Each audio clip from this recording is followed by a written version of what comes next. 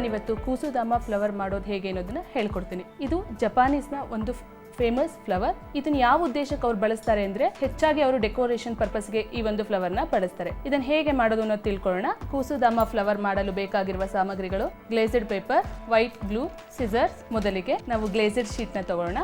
ಯಾಕೆ ಈ ಗ್ಲೇಸರ್ ಶೀಟೇ ತೊಗೊತಿದ್ದೀನಿ ಅಂದರೆ ಇದು ಒಂದು ಸೈಡು ವೈಟ್ ಕಲರ್ ಇರುತ್ತೆ, ಇನ್ನೊಂದು ಕಡೆ ನಮಗೆ ಬೇಕಾದಂಥ ಕಲರ್ನ ನಾವು ತೊಗೋಬೋದು. ಈ ಪೇಪರ್ನ ಯಾಕೆ ನಾನು ಹೆಚ್ಚು ಇದಕ್ಕೆ ಕೂಸುದಾಮ ಫ್ಲವರ್ ಮಾಡೋಕ್ಕೆ ಯೂಸ್ ಮಾಡ್ತೀನಿ ಅಂದರೆ ಈ ಪೇಪರ್ ಮಾಡಿದ್ರೆ ಏನಾಗುತ್ತೆ, ನಮಗೆ ಆ ಫ್ಲವರ್ನ ಶೇಪು ನೀಟಾಗಿ ಬರುತ್ತೆ. ಸೊ ಹಾಗಾಗಿ ಏನಾಗುತ್ತೆ, ನಮಗೆ ಅದು ಫೈನಲ್ ಆ ಫ್ಲವರ್ ಆದಮೇಲೆ ಏನಾಗುತ್ತೆ, ನಮಗೆ ಆ ಫ್ಲವರ್ ತುಂಬ ಚೆನ್ನಾಗಿ ಕಾಣುತ್ತೆ. ಹಾಗಾಗಿ ನಾನು ಗ್ಲೇಸರ್ ಪೇಪರ್ನೇ ತೊಗೊತೀನಿ. 15x15 ಒಂದು ಶೇಪಿಂದು ಪೇಪರ್ ತೊಗೊಂಡಿದ್ದೀನಿ. ಇದು ಏನು ಮಾಡಬೇಕು, ಈ ವೈಟ್ ಇದೆಯಲ್ಲ ಇದು ಒಳಗಡೆ ಹೋಗಬೇಕು. ಸೊ ಆರೆಂಜ್ ಕಲರ್ ಏನಾಗುತ್ತೆ ನಾನು ಮೇಲ್ ಬರಬೇಕು. ಆರೆಂಜ್ ಕಲರ್ ಶೀಟ್ ಏನು ಮಾಡೋದು, ಮೇಲ್ ಬರೋ ಥರ ಟ್ರಯಾಂಗ್ಯುಲರ್ ಶೇಪಲ್ಲಿ ನಾನು ರೆಡಿ ಮಾಡ್ಕೊತೀನಿ. ನೆಕ್ಸ್ಟ್ ಸ್ಟೆಪ್ ಏನಪ್ಪ ಅಂದರೆ ಈ ರೈಟ್ ಸೈಡಿಂದ ಈ ಮಿಡಲ್ಲಿ ಕರೆಕ್ಟಾಗಿ ನಾವೇನು ಮಾಡಬೇಕು, ಇದನ್ನು ಫೋಲ್ಡ್ ಮಾಡ್ಕೋಬೇಕು. ನೋಡಿ ಈ ಥರ ಫಸ್ಟ್ ರೈಟ್ ಸೈಡಿಂದ ಕರೆಕ್ಟ್ ಮಿಡಲ್ಲಿಗೆ ನನಗೆ ಇಲ್ಲಿಗೆ ಫೋಲ್ಡ್ ಮಾಡ್ಕೊತಾ ಇದ್ದೀನಿ.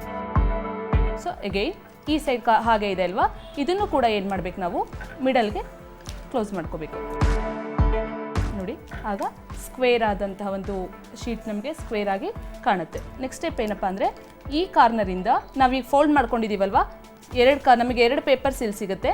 ಸೊ ಇದರಲ್ಲಿ ಒಂದು ಫಸ್ಟ್ ಪೇಪರ್ನ ನಾನು ಏನು ಮಾಡ್ತೀನಿ, ಅದನ್ನು ಮತ್ತೆ ಮಿಡಲ್ಗೆ ಹೀಗೆ ಕ್ಲೋಸ್ ಮಾಡ್ಕೊತೀನಿ. ಹಾಗೆ ಈ ಸೈಡು ಅಷ್ಟೇ. ಸೊ ನಮಗಿದು ಬಟರ್ಫ್ಲೈ ಥರ ಕಾಣುತ್ತೆ. ಈಗ ನೆಕ್ಸ್ಟ್ ಸ್ಟೆಪ್ ಏನಪ್ಪ ಅಂದರೆ ಫೋಲ್ಡ್ ಮಾಡಿರುವಂಥದ್ದನ್ನ ಓಪನ್ ಮಾಡ್ಕೊತಾ ಇದ್ದೀನಿ. ನೆಕ್ಸ್ಟ್ ಇದನ್ನು ಮಿಡಲ್ ಲೈನ್ ಇದೆಯಲ್ಲ ಅದನ್ನು ಹೀಗೆ ಫೋಲ್ಡ್ ಮಾಡ್ತೀನಿ. ಸೊ ಈಗ ಕೋನ್ ಶೇಪಲ್ಲಿ ಇದು ರೆಡಿ ಆಯಿತು. ಈಗ ಇನ್ನೊಂದು ಕಾರ್ನರ್ನು ಅಷ್ಟೇ ಹಾಗೆ ಮಾಡ್ಕೊಳ್ಳೋಣ. ಈಗ ಎರಡು ಕೋನ್ ಥರ ಇರೋದು ರೆಡಿ ಆಯಿತು. ಇಲ್ಲಿ ಈ ವೈಟ್ ಕಾಣುತ್ತಲ್ಲ, ಇದನ್ನೇನು ಮಾಡಬೇಕು, ನಾವು ಇನ್ಸೈಡ್ಗೆ ಕ್ಲೋಸ್ ಮಾಡ್ಕೋಬೇಕು. ಮೇಲ್ಮುಖವಾಗಿ ಒಳಗಡೆ ಒಳಭಾಗಕ್ಕೆ ಏನು ಮಾಡೋಣ, ನಾವೀಗ ಕ್ಲೋಸ್ ಮಾಡ್ಕೊಳ್ಳೋಣ. ಫೈನಲ್ ಆಗಿ ಈ ರೀತಿ ಆಯಿತು. ನೆಕ್ಸ್ಟ್ ನಾವು ಮಾಡ್ಕೊಂಡಿದ್ವಲ್ಲ ಆ ಲೈನ್ ಹಾಗೆ ಇರುತ್ತೆ. ಆ ಲೈನ್ನ ಮತ್ತೆ ನಾವೇನು ಮಾಡಬೇಕು, ಒಳಮುಖವಾಗಿ ಮಾಡ್ಕೋಬೇಕು. ಇನ್ನೊಂದು ಕಡೆಯೂ ಹಾಗೆ ಮಾಡ್ಕೊಳ್ಳೋಣ. ಈಗ ಇದು ಪಿರಮಿಡ್ ಶೇಪಲ್ಲಿ ರೆಡಿಯಾಗಿದೆ. ಈಗ ಈ ಎರಡೂ ಕಾರ್ನರ್ನ ನಾವು ಒಳಮುಖವಾಗಿ ಹೀಗೆ ಕ್ಲೋಸ್ ಮಾಡಬೇಕು. ಕ್ಲೋಸ್ ಮಾಡಿದ್ರೆ ಔಟ್ಲೈನ್ ಏನಾಗಿರುತ್ತೆ, ಕೋನ್ ಶೇಪಲ್ಲಿ ರೆಡಿಯಾಗಿದೆ. ಒಳಗಡೆ ಈ ಥರ 3-4 ಲೇಯರ್ಸ್ ನನಗೆ ಕಾಣಿಸ್ಬೇಕು. ಈ ಥರ ನಾನು ಇನ್ನು 4 ಮಾಡಿದ್ದೀನಿ. ಸೊ ಈಗ ನೆಕ್ಸ್ಟ್ ಸ್ಟೆಪ್ ಹೇಳ್ತೀನಿ. ಈ ಥರ ಈಗ 5 ಕೋನ್ ರೆಡಿ ಆಯ್ತಲ್ವಾ. ನೆಕ್ಸ್ಟ್ ಏನು ಮಾಡಬೇಕು ಅಂದರೆ 1 ಕೋನ್ ತೊಗೊಳ್ಳೋಣ.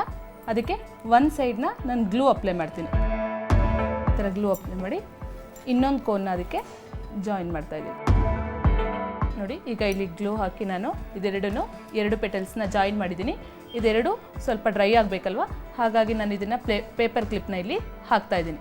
ನೆಕ್ಸ್ಟ್ ಇದೇ ರೀತಿ ನಾನು 5 ಪೆಟಲ್ಸ್ನ ರೆಡಿ ಮಾಡ್ಕೊತೀನಿ. ಸ್ವಲ್ಪ ಡ್ರೈ ಆಗೋ ತನಕ ನಾನು ಮತ್ತೆ ಪೇಪರ್ ಕ್ಲಿಪ್ನ ಈ 2 ಪೆಟಲ್ ಮಧ್ಯ ಈಗ ಅದೇ ರೀತಿ ಇನ್ನೊಂದು ಪೆಟಲ್ ರೆಡಿ ಮಾಡ್ತೀನಿ.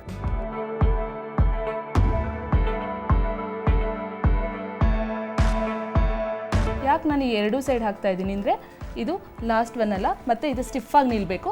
ಹಾಗಾಗಿ ನಾನು ಈ 2 ಸೈಡ್ ಗ್ಲೂನ ಇಲ್ಲಿ ಅಪ್ಲೈ ಮಾಡಿದ್ದೀನಿ. ನೋಡಿ ಈಗ ಕಂಪ್ಲೀಟಾಗಿ ಒಂದು ಶೇಪ್ ರೆಡಿಯಾಗಿದೆ. ಈ 2 ಮಧ್ಯೆ ಮತ್ತೆ ನಾನು ಪೇಪರ್ ಕ್ಲಿಪ್ನ ಹಾಕ್ತಾ ಇದ್ದೀನಿ. ನೋಡಿ ಈಗ 5 ಪೆಟಲ್ಸ್ನ ನಾನು ಜಾಯಿನ್ ಮಾಡಿದಾಗ ಈ ರೀತಿಯಾದ ಒಂದು ಫ್ಲವರ್ ರೆಡಿಯಾಗಿದೆ. ಈಗ ಹೇಗೆ ಕಾಣಿಸ್ತಿದೆ ಅಂದರೆ ಇದು ಹೂವು ಒಂಥರ ಅರಳಿದಂಗೆ ಕಾಣಿಸ್ತಾ ಇದೆ. ಒಳಗಡೆ ನೋಡಿ ಅಲ್ಲಿ 5 ಪೆಟಲ್ಸ್ ಒಳಗಡೆ ಈಗ ಏನಾಗಿದೆ, ಇದರೊಳಗೆ ಪುಟ್ಟದಾಗಿ ಮೊಗ್ಗಿದ್ದಂತಹ ಒಂದು ಫ್ಲವರ್ ಈಗ ಅರಳಿದ ರೀತಿ ನನಗೆ ಗೊತ್ತಾಗ್ತಾ ಇದೆ. ಈಗ ನೆಕ್ಸ್ಟ್ ಸ್ಟೆಪ್ ಏನಪ್ಪ ಅಂದರೆ ಇಷ್ಟಾದಮೇಲೆ ನೆಕ್ಸ್ಟ್ ನಾನು ಸ್ಯಾಟಿನ್ ಸ್ಟಿಕ್ ಇದೆ, ಸ್ಯಾಟಿನ್ ಸ್ಟಿಕ್ನ ಅದಕ್ಕೆ ಹಾಕ್ತಾ ಇದ್ದೀನಿ. ನಾನು ಈ ಸ್ಯಾಟಿನ್ ಸ್ಟಿಕ್ಕಿಗೆ ಇಲ್ಲಿ ಸ್ವಲ್ಪ ಗ್ಲೂ ಅಪ್ಲೈ ಮಾಡ್ಕೊತೀನಿ. ಕೆಳಮುಖವಾಗಿ ಏನು ಮಾಡ್ತೀನಿ, ಇದನ್ನು ನಾನು ಒಳಗಿಂದ ಹಾಕ್ತೀನಿ. ಈ ಗಮ್ ಮೇಲಿದೆ ಅಲ್ವಾ, ಹಾಗಾಗಿ ಕೆಳಗಡೆಯಿಂದ ನಾನು ಇದನ್ನು ತೊಗೊತೀನಿ. ಈ ಗಮ್ ಹಾಕಿರೋದ್ರಿಂದ ಏನಾಗುತ್ತೆ, ಇಲ್ಲಿ ಕೆಳಗಡೆ ಸ್ಟಿಫಾಗಿ ನಿಂತ್ಕೊಳ್ಳುತ್ತೆ. ಗಮ್ ಹಾಕಿರ್ತೀವಲ್ಲ ಅದನ್ನು ಒಂದ್ಸಲಿ ಇಲ್ಲಿ ಹೀಗೆ ಪ್ರೆಸ್ ಮಾಡಬೇಕು. ನೆಕ್ಸ್ಟ್ ಸ್ಟೆಪ್ ಏನಪ್ಪ ಅಂದರೆ ನಾನು ಅವಾಗಲೇ ಪೇಪರ್ ಕ್ಲಿಪ್ಸ್ ಹಾಕಿದೆ ಅಲ್ವಾ, ಆ ಪೇಪರ್ ಕ್ಲಿಪ್ಸ್ನೆಲ್ಲ ಈಗ ರಿಮೂವ್ ಮಾಡಬೇಕು. ಯಾಕೆಂದರೆ ಇಷ್ಟೊತ್ತಿಗೆ ಅದೆಲ್ಲ ಡ್ರೈ ಆಗಿರುತ್ತೆ. ಸೊ ನಾನು ಎಲ್ಲ ಪೇಪರ್ ಕ್ಲಿಪ್ಸ್ನ ಈಗ ರಿಮೂವ್ ಮಾಡ್ತೀನಿ. ಈಗ ಅಷ್ಟು ಪೇಪರ್ ಕ್ಲಿಪ್ಸ್ನ ರಿಮೂವ್ ಮಾಡಿದ್ದೀನಿ. ಪೇಪರ್ ಕ್ಲಿಪ್ಸ್ ರಿಮೂವ್ ಮಾಡಿದ್ಮೇಲೆ ಫ್ಲವರ್ ಈ ರೀತಿ ರೆಡಿ ಆಗುತ್ತೆ. ಈಗ ಇದಕ್ಕೆ ಕಾಂಟ್ರಾಸ್ಟ್ ಕಲರಲ್ಲಿ ನಾನು ಇಲ್ಲಿ ಬ್ಲೂ ತೊಗೊಂಡಿದ್ದೀನಲ್ವ, ಹಾಗಾಗಿ ಇಲ್ಲೂ ಕೂಡ ಈ ಕುಸುಮನೂ ಕೂಡ ಬ್ಲೂ ಕಲರಲ್ಲಿ ನಾನು ರೌಂಡ್ ಶೇಪಲ್ಲಿ ಕಟ್ ಮಾಡ್ಕೊಂಡಿದ್ದೀನಿ. ಈಗ ಇದನ್ನು ನಾನಿಲ್ಲಿ ಮಧ್ಯಕ್ಕೆ ಕುಸುಮ ಥರ ಇಲ್ಲಿ ಪೇಸ್ಟ್ ಮಾಡ್ತಾ ಇದ್ದೀನಿ. ಇದಕ್ಕೆ ಇಲ್ಲಿ ವೈಟ್ ಕಲರ್ಗೆ ನಾನು ಗ್ಲೂ ಅಪ್ಲೈ ಮಾಡ್ತಾ ಇದ್ದೀನಿ.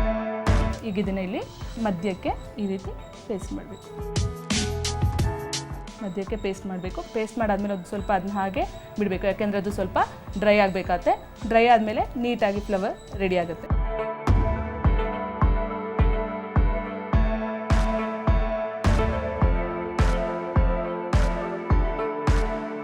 ನೋಡಿದ್ರಲ್ಲ ವೀಕ್ಷಕರೇ, ಇಷ್ಟೊತ್ತು ಕೂಸುದಾಂಬ ಫ್ಲವರ್ ಮಾಡೋದು ಹೇಗೆ ಅಂತ. ಇದರಿಂದ ಏನು ಉಪಯೋಗಪ್ಪ ಅಂದರೆ ಇದು ಬಜೆಟ್ ಓರಿಯೆಂಟೆಡ್ ಆದಂಥ ಒಂದು ಫ್ಲವರ್ ಆಗಿದೆ.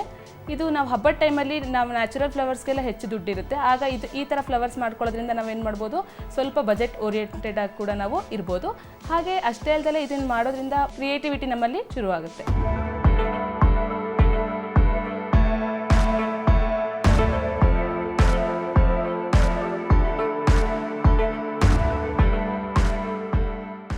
ಇನ್ನೂ ಹೆಚ್ಚಿನ ಅಪ್ಡೇಟ್ಸ್ಗಳಿಗಾಗಿ ಸಿರಿ ಕ್ಲಬ್ ಯೂಟ್ಯೂಬ್ ಚಾನೆಲ್ ಅನ್ನು ಸಬ್ಸ್ಕ್ರೈಬ್ ಮಾಡಿ.